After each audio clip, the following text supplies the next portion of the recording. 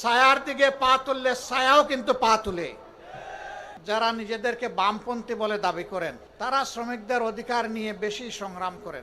বাংলাদেশ, তার আগে পাকিস্তান, এইটা তার কোনো ব্যতিক্রম নয়, ধারাবাহিকভাবে চলে আসছে। আমরা কি দেখি, যখনই কোনো ইস্যু আছে এই সমস্ত নেতা নেত্রীরা সামনে এসে দাঁড়ায় যায়, তারপরে এখানে আন্দোলন দানা বেঁধে উঠে, মাঠ গরম হয়, কিছু মানুষের জীবন যায়, কিছু মানুষ আহত হয়, কিছু মানুষের চাকরি যায়, কিন্তু নেতা নেত্রীরা রাতের আধারে তাদের ভাগটা পেয়ে যায়। তাদের ভাগ পেয়ে তারা সন্তুষ্ট হয়ে যায়, তখন গড়ে ওঠা আন্দোলনকে তারা ব্ল্যাকমেইলিং করে। এইভাবে যুগ যুগ ধরে নেতা নেত্রীর কপালের পরিবর্তন হলেও সাধারণ শ্রমিকদের ভাগ্যের কোনো পরিবর্তন হয়নি। তারা আবার শ্রেণী সংগ্রামের আওয়াজ তোলেন। তারা বলেন শ্রেণী শত্রু খতম করতে হবে। শত্রু কারা? শত্রু হচ্ছে মালিক পক্ষ। আচ্ছা, মালিকও যদি না থাকে তাইলে শ্রমিকটা কাজ করবে কোথায়?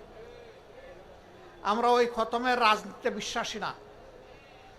আমরা পারস্পরিক শ্রদ্ধা, মর্যাদা, ভালোবাসার রাজনীতিতে বিশ্বাসী। আমরা বিশ্বাস করি মালিক যদি শ্রমিকের উপর ইনসাফ করে, শ্রমিক তার সমস্ত যোগ্যতা উজাড় করে